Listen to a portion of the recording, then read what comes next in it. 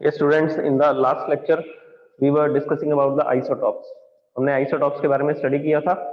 इसके साथ साथ मैंने आपको एटॉमिक नंबर, मास नंबर क्या होते हैं इनके बारे में बताया, और उसके साथ साथ किसी भी एलिमेंट का रिप्रेजेंटेशन किस तरह से किया जाएगा, उसका सिंबल लिखा जाएगा, और सिंबल के साथ में हम लोग क्या लिखेंगे, उसका एटॉमिक नंबर भी लिखेंगे और मास नंबर भी लिखेंगे। एटॉमिक नंबर और मास नंबर लिखने से हमें ये डिफरेंशिएट हो जाएगा कि एक ही एलिमेंट के डिफरेंट डिफरेंट एटम्स हो सकते हैं, मतलब कि आइसोटॉप्स हो सकते हैं। जैसे कि हमने कुछ आइसोटॉप्स स्टडी किए थे। कौन कौन से? सबसे पहले तो हाइड्रोजन के आइसोटॉप स्टडी किए थे। Isotopes of hydrogen. तो नेचर में 3 हाइड्रोजन मिलती हैं। कौन कौन सी? 1H1 protium, 1H2 deuterium and 1H3 tritium. तो ये तीनों ही हाइड्रोजन है, क्योंकि इनका एटॉमिक नंबर 1 है। सबका एटॉमिक नंबर क्या आ रहा है? 1 आ रहा है। तो इसके पास भी एक प्रोटॉन है, इसके पास भी एक प्रोटॉन है, और इसके पास भी एक प्रोटॉन है। तो जब तक प्रोटॉन का नंबर चेंज नहीं होगा तब तक इलेक्ट्रॉन का नंबर चेंज नहीं होगा। अगर इसमें एक प्रोटॉन है तो ये एक इलेक्ट्रॉन को हेल्ड करके रख सकता है अपने पास। ओके, तो इस कारण से ये तीनों ही हाइड्रोजन है, लेकिन तीनों के मास अलग है। केमिकल प्रॉपर्टीज, तो आंसर है केमिकल प्रॉपर्टीज सेम होगी। ये ऑक्सीजन के साथ रिएक्शन करेगा तो ये भी करेगा और ये भी करेगा, और H2O का फॉर्मेशन करेंगे तीनों। तो कल हमने ये भी डिस्कस किया था कि वाटर के अंदर ये वाला हाइड्रोजन भी होता है और ये वाला हाइड्रोजन भी होता है। इसका मास होता है 1 यूनिट, इसका मास होता है 2 यूनिट। तो 2 यूनिट मास वाला हाइड्रोजन भी वाटर के अंदर होता है, और उस वाटर को हम लोग हैवी वाटर बोलते हैं। ये नॉर्मल वाटर है जिसके एक मॉलिक्यूल का मास होगा 18 यूनिट, 16 यूनिट ऑक्सीजन का और 1 यूनिट इनका, तो टोटल हो जाएगा 18 यूनिट। और ये वाला वाटर भी पॉसिबल है जिसमें कौन से वाला हाइड्रोजन होगा? 2 यूनिट मास वाला। और 2 यूनिट मास वाला जो हाइड्रोजन है हम उसको ड्यूटेरियम बोलते हैं। क्या बोलते हैं? ड्यूटेरियम। तो ड्यूटेरियम बोलते हैं इसी वजह से इसका फर्स्ट लेटर हम लोग यूज कर रहे हैं डी। ये भी हाइड्रोजन ही, ये भी वाटर है, लेकिन इसका मास होगा 20 यूनिट। इस डी का मास होगा, ड्यूटेरियम का मास होगा 2 यूनिट, इसका मास 2 यूनिट और इसका मास 16 unit. So the total mass of the molecule is 20 unit. तो सिर्फ मास का डिफरेंस होगा, केमिकल प्रॉपर्टीज चेंज नहीं होंगी। तो आप आइसोटॉप की डेफिनेशन में ये स्टेटमेंट भी ऐड कर सकते हैं। The chemical properties of all the isotopes of an element are same. किसी भी आइसोटॉप की केमिकल प्रॉपर्टीज सेम होंगी, क्योंकि केमिकल प्रॉपर्टीज तो किस पे डिपेंड करती हैं? आंसर है इलेक्ट्रॉन्स पे, इलेक्ट्रॉनिक कॉन्फ़िगरेशन पे डिपेंड करती हैं, उसकी वैलेंसी पे डिपेंड करती है। ओके, तो उनका न्यूक्लियस के अंदर कितने न्यूट्रॉन्स हैं उनसे कोई लेना देना नहीं है।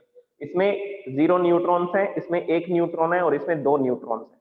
प्रोटॉन तीनों में 1 है, तीनों के अंदर प्रोटॉन 1 1 है। इसमें न्यूट्रॉन नहीं है, इसमें 1 न्यूट्रॉन है और इसमें 2 न्यूट्रॉन्स। तो केमिकल प्रॉपर्टीज का न्यूट्रॉन्स के कम ज्यादा होने से कोई रिलेशन नहीं है, वो डिपेंड करता है कंप्लीटली इलेक्ट्रॉनिक कॉन्फ़िगरेशन पे। ओके, तो इसी वजह से इनकी केमिकल प्रॉपर्टी सेम होंगी, फिजिकल प्रॉपर्टी अलग है। कौन से वाली फिजिकल प्रॉपर्टी? तो आंसर है इनका मास।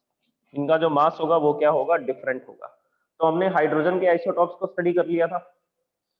इसके बाद में क्लोरीन के मैंने आपको आइसोटॉप्स बताए थे। अब हम लोग नेक्स्ट डिस्कस करते हैं आइसोटॉप्स ऑफ कार्बन। देखिए, सेकंड हमने क्या डिस्कस किया था? Isotopes of chlorine. क्लोरीन के 2 आइसोटॉप्स हैं, 17Cl35 जिसका मास नंबर 35 है, और एक है 17Cl37।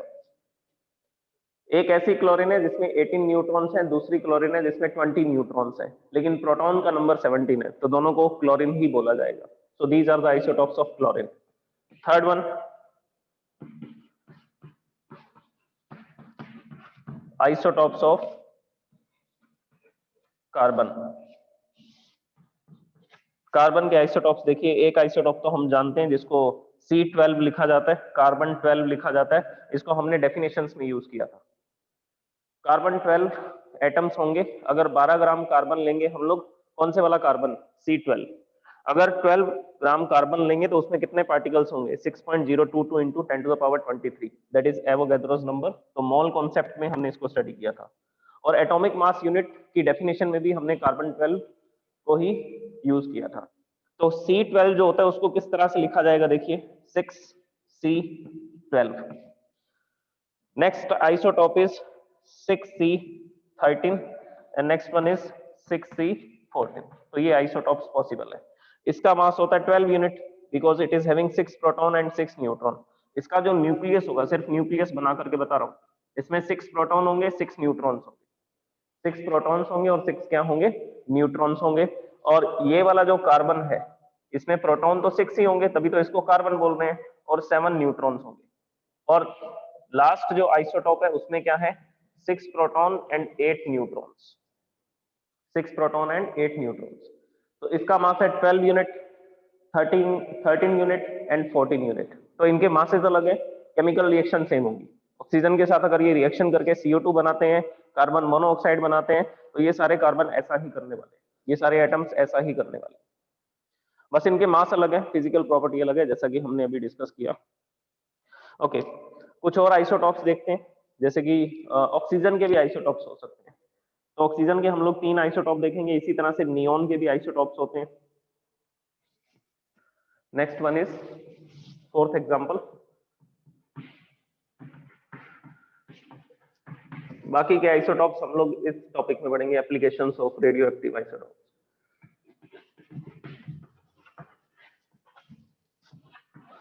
आइसोटॉप्स ऑफ ऑक्सीजन, इसमें सबसे पहली ऑक्सीजन तो हमें पता है 8O16 ये वाली होती है, जिसमें 8 प्रोटॉन है, 8 न्यूट्रॉन्स है। इसके न्यूक्लियस में 8 प्रोटॉन्स होंगे और 8 न्यूट्रॉन्स होंगे। इसका मास होगा 16 unit. Next oxygen 8O17 and 8O18। इसमें 8 protons in the nucleus and 9 neutrons, and this one is having 8 protons and 10 neutrons. इसका जो मास होगा वो होगा 17 यूनिट, और ये वाली जो ऑक्सीजन होगी इसका मास होगा 18 यूनिट।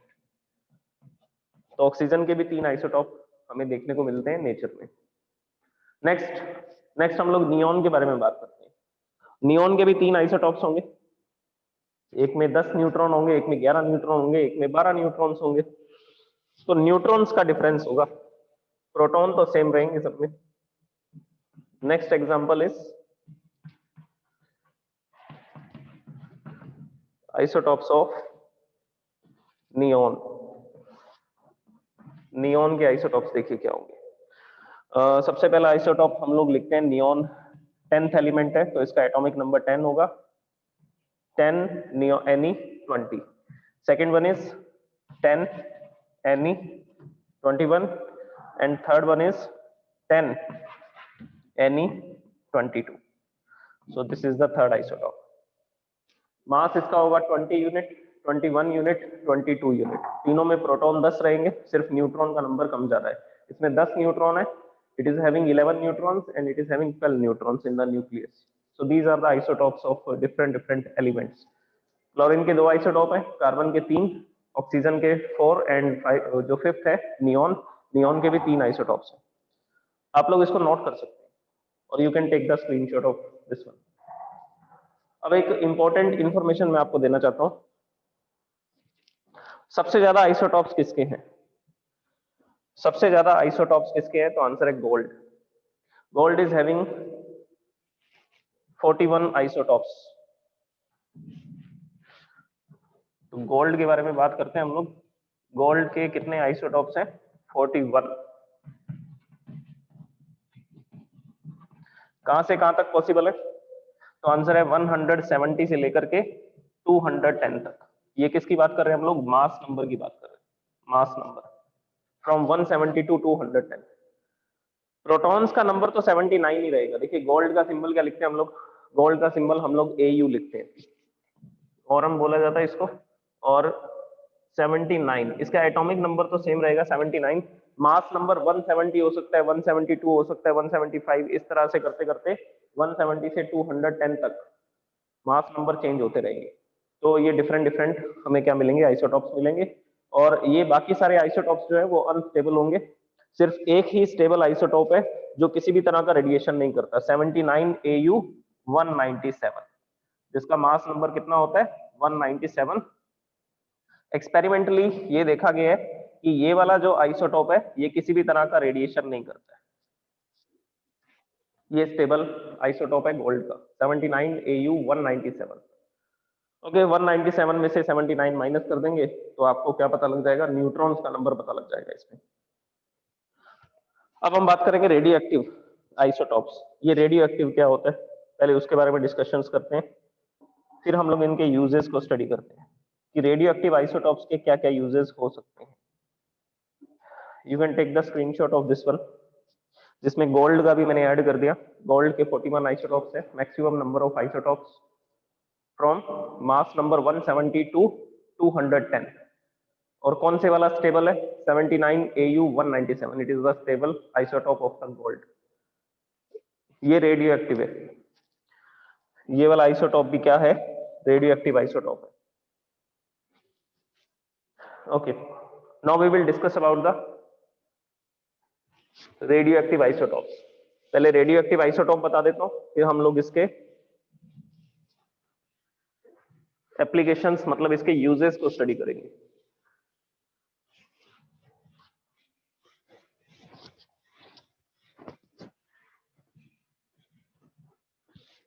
देखो रेडियो एक्टिविटी के बारे में हेनरी बेकेरल, एक साइंटिस्ट है हेनरी बेकेरल, उन्होंने स्टडी किया था इसके बारे में रेडियो एक्टिविटी क्या होती है।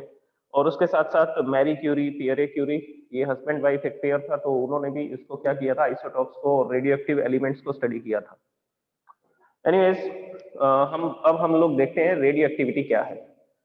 जैसे कि हम लोग एक एलिमेंट की बात करते हैं, यूरेनियम की। यूरेनियम को इसलिए डिस्कस कर रहे हैं क्योंकि इसके थ्रू मैं आपको फिर न्यूक्लियर रिएक्टर के अंदर इसको कैसे यूज किया जाएगा वो भी बता सकता हूँ। जैसे कि नेचर के अंदर एक एलिमेंट है यूरेनियम, जिसके अंदर 92 प्रोटॉन्स होते हैं और 235 न्यूट्रॉन्स हैं। सॉरी 235 इसका मास नंबर है। इसको माइनस करेंगे आप, नंबर ऑफ न्यूट्रॉन्स अगर आपको निकालने हैं तो क्या करना पड़ेगा, a माइनस जेड करना पड़ेगा। अगर नंबर ऑफ न्यूट्रॉन्स तो क्या करेंगे 235 minus 92, so it will be 143। तो 143 इसमें न्यूट्रॉन्स होंगे और 92 इसके अंदर प्रोटॉन्स होंगे। तो ऑब्वियसली इसका जो न्यूक्लियस होगा वो काफी बड़ा होगा। किसके कंपैरिजन में, हाइड्रोजन के कंपैरिजन में। तो देखिए मैं आपको इसका कंपैरिजन बताता हूँ।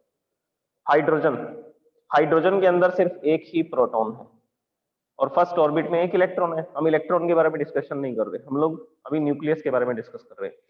तो इसके न्यूक्लियस में सिर्फ एक ही प्रोटॉन है, ये हाइड्रोजन न्यूक्लियस है। यूरेनियम का न्यूक्लियस क्या होगा, देखिए ये होगा यूरेनियम का न्यूक्लियस, जिसके अंदर कितने प्रोटॉन्स हैं 92 प्रोटॉन्स हैं। It is having 92 protons and 143 neutrons. तो यहां पर ये प्रोटॉन्स हैं और बीच बीच में इसके क्या है, न्यूट्रॉन्स भी पड़े हैं।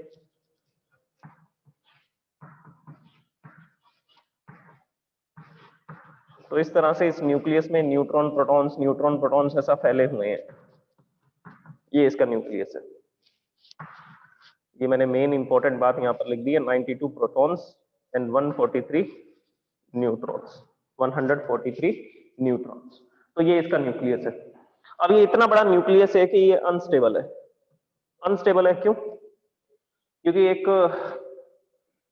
फोर्स काम करता है जिसको न्यूक्लियर फोर्स बोलते हैं। Nuclear force is the strongest force in the nature. ये प्रोटॉन एक दूसरे को रिपेल करते हैं।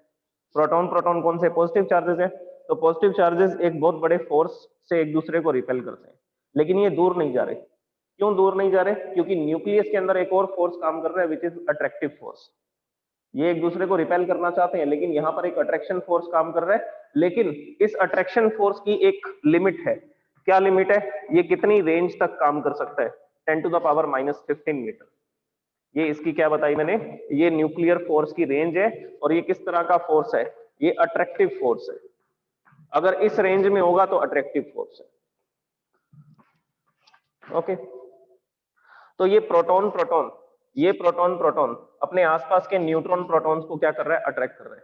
जैसे कि हम लोग इस प्रोटॉन को पकड़ करके चलते हैं, ये वाला प्रोटॉन, ये प्रोटॉन के आसपास 10 टू द पावर -15 मीटर की रेंज में ये प्रोटॉन आ रहा है, ये न्यूट्रॉन आ रहा है, ये न्यूट्रॉन आ रहा है।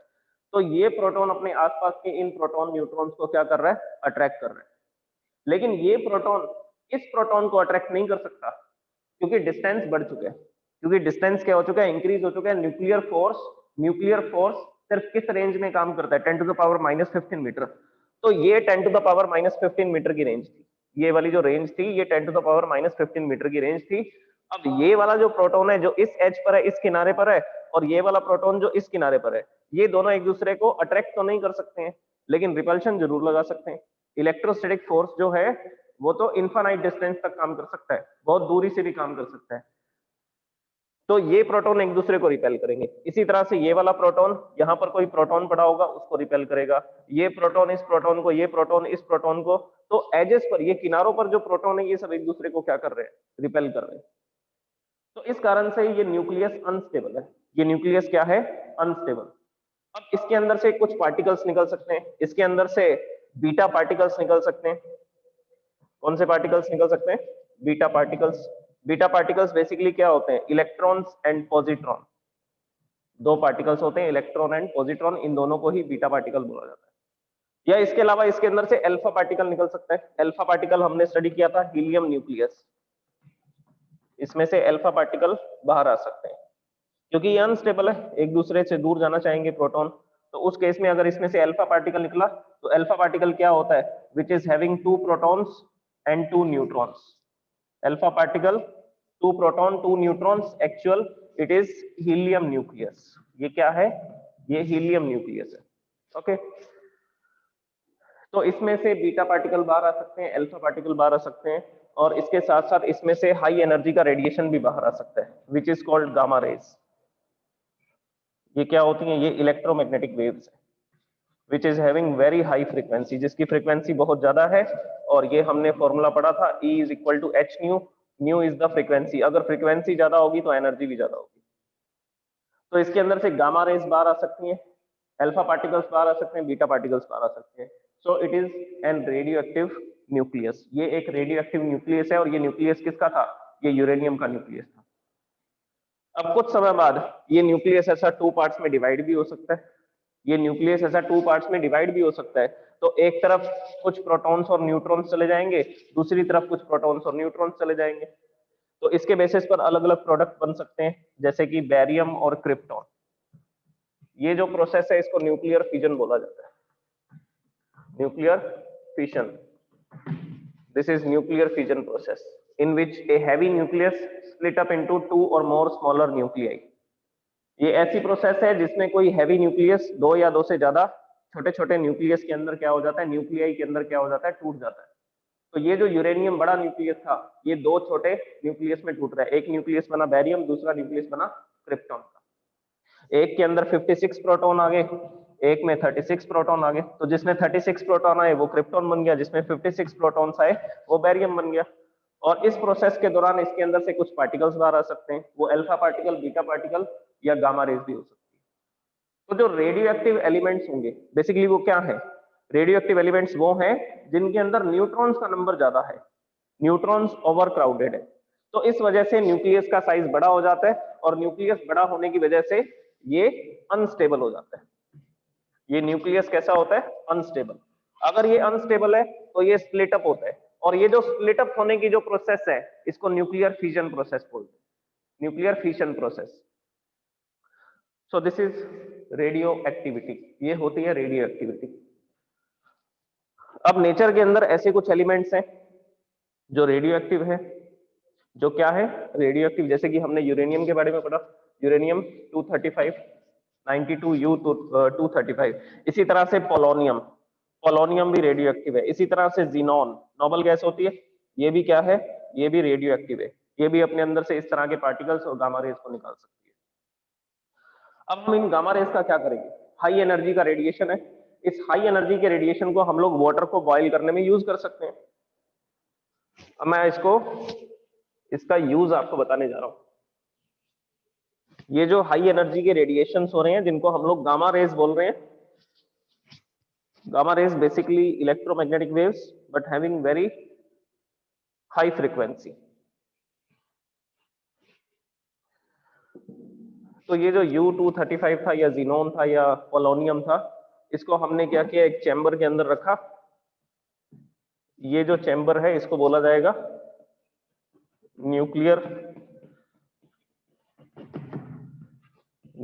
Fission chamber.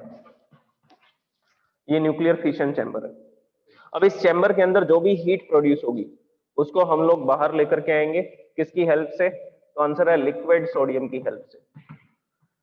Liquid sodium, sodium metal का यूज किया जाता है जो कि लिक्विड स्टेट में आ जाएगा।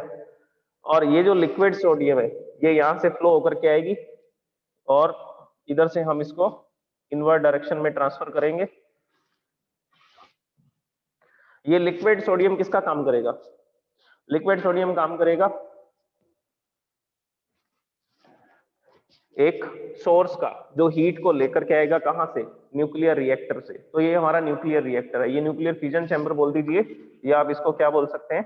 Nuclear reactor. न्यूक्लियर रिएक्टर में क्या करते हैं? ये जो यूरेनियम है इसके अंदर न्यूट्रॉन को डाला जाता है। यूरेनियम का ऑलरेडी न्यूक्लियस इतना बड़ा है, वो अनस्टेबल है, और इसके अंदर एक न्यूट्रॉन को और डाल देते हैं, तो एक न्यूट्रॉन और आ जाता है तो न्यूक्लियस और बड़ा हो जाता है। न्यूक्लियस और बड़ा हो जाता है तो फिर अनस्टेबल होने के कारण ये टूट जाता है, टू पार्ट्स में स्प्लिट अप हो जाता है। तो न्यूट्रॉन कोलाइड करवा के हम लोग क्या कर सकते हैं? न्यूक्लियर फिजन प्रोसेस कर सकते हैं। तो यहाँ पर ये न्यूक्लियर रिएक्टर है जिसके अंदर ये प्रोसेस हो रही है और यहाँ से एनर्जी रेडिएशन हो रहे हैं। वो एनर्जी रेडिएशन हो रहे हैं इस चैम्बर के अंदर। यहाँ पर इस जगह पर यूरेनियम की रोड्स का यूज किया जाता है। तो ये चैम्बर बहुत गर्म है, ये गर्म है, तो यहाँ की हीट एनर्जी बाहर निकालने के लिए हमने किसका यूज किया? लिक्विड सोडियम का यूज किया। तो लिक्विड सोडियम यहाँ से अंदर जाता है और इसके बीच रास्ते में हमने क्या लगा दिया? पंप लगा दिया। ये पंप इस सोडियम को अंदर लेकर के जाएगा, दूसरी तरफ से बाहर लेकर के आएगा। तो जब दूसरी तरफ से सोडियम बाहर आएगा तो गर्म होकर के आएगा, और इस हीट एनर्जी को हम लोग यूज करेंगे वाटर को बॉयल करने में। तो यहाँ पर एक बॉयलर होगा जिसके अंदर क्या होगा? जिसके अंदर हम लोग वाटर फिल कर देंगे। तो ये वाटर इसमें हमने फिल कर दिया, इट इज बॉयलर, और इस बॉयलर के अंदर क्या डाल दिया? वाटर। अब लिक्विड सोडियम जो हीट एनर्जी लेकर के आ रही है उससे क्या गर्म होगा? उससे वाटर हीटअप होना शुरू हो जाएगा। वाटर के हीटअप होने से क्या प्रोड्यूस होगी? स्टीम। तो ये जो हाई प्रेशर स्टीम होगी, इसको शॉर्ट में लिखना पड़ेगा मेरे को, हाई प्रेशर स्टीम। ये जो हाई प्रेशर स्टीम होगी हम इसको एक थिन पाइप के थ्रू बाहर लेकर के आएंगे और इसके रास्ते में क्या लगा देंगे? इसके रास्ते में टरबाइन लगा देंगे। This is the turbine. तो ये हमने इसके रास्ते में ऐसा टरबाइन लगा दिया और इस वाटर को कंडेंस करके, ये क्या है? तो आंसर है ये कंडेंसर है। ये स्टीम को दोबारा से लिक्विड वाटर में कन्वर्ट करेगा, कन्वर्ट करने के बाद इस वाटर को दोबारा कहां ट्रांसफर कर देगा? इस बॉयलर में, with the help of a pump. इसकी हेल्प से? एक पंप की हेल्प से। तो यहाँ पर भी एक मोटर लगा देंगे जो इस लिक्विड वाटर को दोबारा से कहां डाल देगी? दोबारा से बॉयलर के अंदर डाल देगी। अब यहाँ पे टरबाइन लगाया, टरबाइन के साथ में एक शाफ्ट लगी होगी। ये शाफ्ट इस तरह से रोटेट करेगी जैसे जैसे टरबाइन घूमेगा, और शाफ्ट के घूमने से क्या होगा? हम इसके साथ में एक जनरेटर ऐड कर देंगे, इलेक्ट्रिक जनरेटर को जोड़ देंगे। तो जब ये टरबाइन घूमेगा तो इसके साथ ये शाफ्ट घूमेगी, शाफ्ट के घूमने से जनरेटर घूमेगा, जनरेटर के चलने से क्या प्रोड्यूस होगी? इलेक्ट्रिसिटी। तो यहाँ पर इससे हम लोग क्या प्रोड्यूस करते हैं? इससे हम लोग इलेक्ट्रिसिटी प्रोड्यूस करते हैं। Okay, so this is the nuclear reactor. ये न्यूक्लियर फिजन चैम्बर होता है जिसको न्यूक्लियर रिएक्टर बोला जाता है। यहाँ पर ये यूरेनियम को तोड़ा जाता है, स्प्लिट अप किया जाता है, फिजन प्रोसेस की जाती है जिससे गामा रेडिएशंस निकलते हैं। वो हाई एनर्जी के रेडिएशन से हम लोग किसको गर्म कर लेते हैं? सोडियम को गर्म कर लेते हैं। सोडियम हीटअप होकर के यहाँ से बाहर आता है और लिक्विड सोडियम इन पाइप के अंदर ऐसा फ्लो होता है। तो इधर से अंदर जाएगा सोडियम, हीट एनर्जी लेकर के दूसरी तरफ से गर्म होकर के बाहर आएगा, और ये जो हीटेड सोडियम है, ये हीटेड सोडियम इस बॉयलर के अंदर वाटर को गर्म करेगा। वाटर किस में कन्वर्ट होगा? स्टीम में कन्वर्ट होगा, और ये स्टीम राइज होकर के हाई वेलोसिटी से इसके पास होगी काइनेटिक एनर्जी। तो ये काइनेटिक एनर्जी होगी इसके पास, और जाकर के इस टरबाइन से स्ट्राइक करेगा। स्ट्राइक करते ही ये टरबाइन ऐसा रोटेट करना शुरू कर देगा। इसके रोटेशन से ये शाफ्ट रोटेट करेगी, शाफ्ट रोटेट होने से जनरेटर चलेगा, और जनरेटर घूमने से क्या प्रोड्यूस होगी? Electricity. So this is the use of the radioactive isotope. कौन से रेडियो एक्टिव आइसोटॉप का यूज बताया मैंने आपको? तो आंसर है यूरेनियम का, यूरेनियम 235। यूरेनियम 235, इसको इस तरह से भी लिखा जाता है U235। इसी तरह से पोलोनियम को भी यूज कर सकते हैं, इसको यूज कर सकते हैं, पोलोनियम को भी यूज किया जा सकता है इस काम के लिए। वो पोलोनियम कौन से वाला होगा वो मैं आपको, not sorry polonium, plutonium, plutonium 239।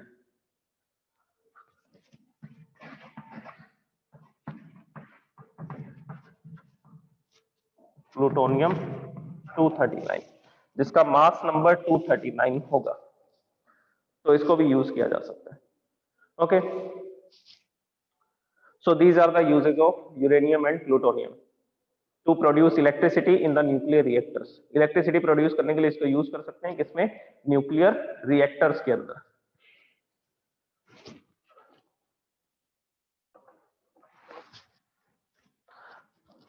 Now we will discuss about the second isotope of some other element.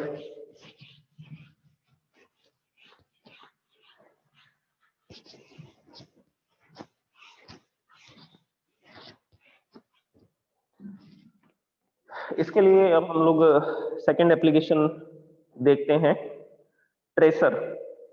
देखिए ट्रेसर्स भी होते हैं, कुछ एलिमेंट्स हैं जैसे सोडियम 24, तो मैं सेकेंड यूज लिखता हूं इसका, कौन सा, sodium 24 is used as a tracers. इनको ट्रेसर्स की तरह यूज करते हैं। एक एलिमेंट और है आर्सेनिक 74,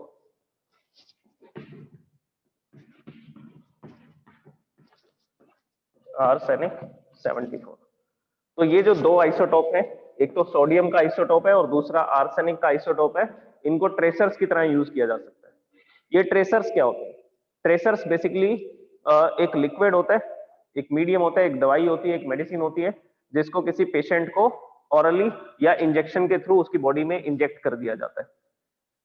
तो ये जो सोडियम है और ये जो आर्सेनिक है, ये कहां पर जाकर के रुक जाएंगे, तो आंसर है ये जो सोडियम है, जहां पर ब्लड क्लॉटिंग होगी, जहां पर खून जमा हुआ होगा, ब्लड क्लॉटिंग होगी, ये सोडियम वहां पर जाकर के रुक जाएगा, आगे नहीं जा पाएगा।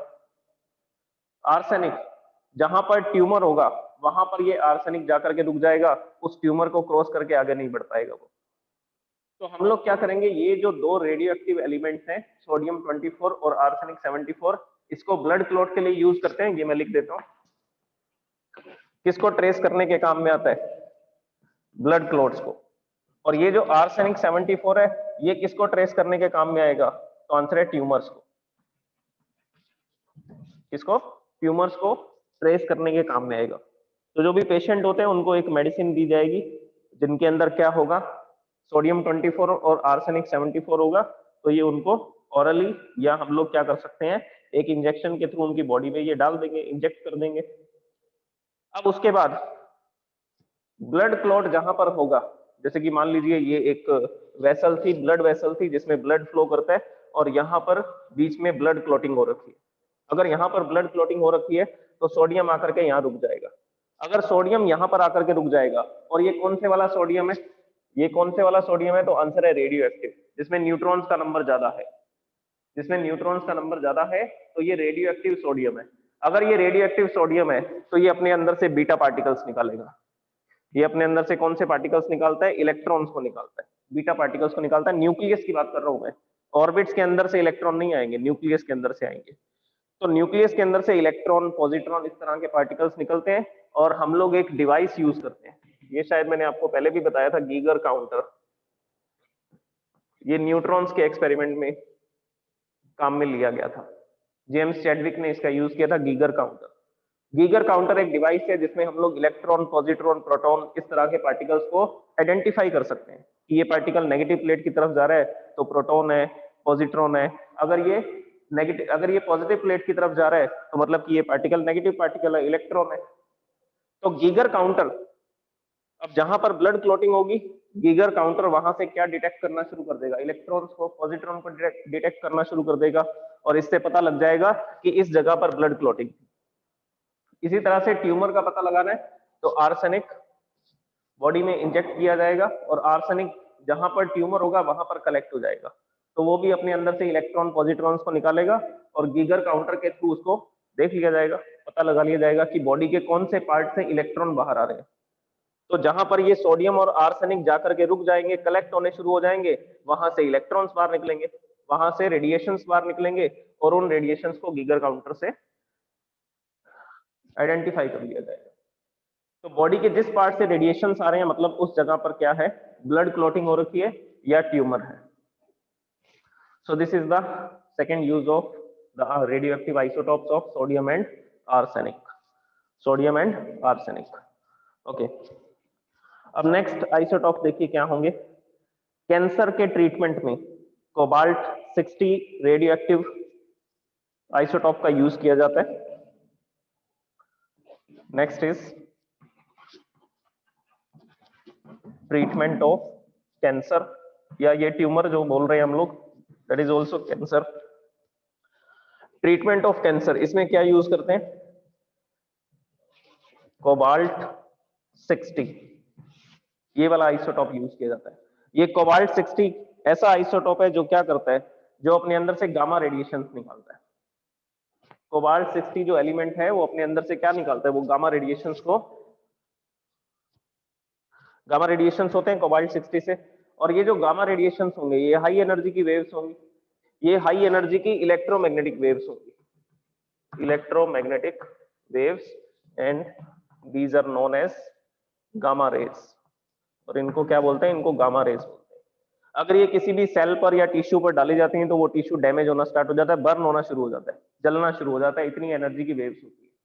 तो ये वेव्स हम लोग कहाँ डालेंगे, जहां पर ट्यूमर होगा, जहां पर ट्यूमर होगा वहां पर ये वेव्स जाकर के स्ट्राइक करेंगी, और ट्यूमर की जो सेल्स होंगी, कैंसर की जो सेल्स होंगी, कैंसरियस सेल्स होंगी, उन सेल्स को बर्न करना शुरू कर देगा, जलाना शुरू कर देगा। तो कैंसर के ट्रीटमेंट में कोबाल्ट 60 का यूज किया जाता है, क्योंकि कोबाल्ट 60 के अंदर से गामा रेज निकलती हैं, और ये गामा रेज कैंसर सेल्स पर डाली जाती हैं उनको बर्न करने के लिए। This is known as radiotherapy, इसको रेडियोथेरेपी बोलते हैं। इसको क्या बोला जाता है, इसको रेडियोथेरेपी बोला जाता है। ओके, तो इस तरह से ये डिफरेंट डिफरेंट यूजेस हैं आइसोटॉप्स के। इसी तरह से एक दो यूजेस और भी हैं, जैसे कि आयोडीन का यूज किया जाता है, गॉइटर। अच्छा, इसको हम लोग कल डिस्कस करेंगे, नेक्स्ट लेक्चर में डिस्कस करेंगे।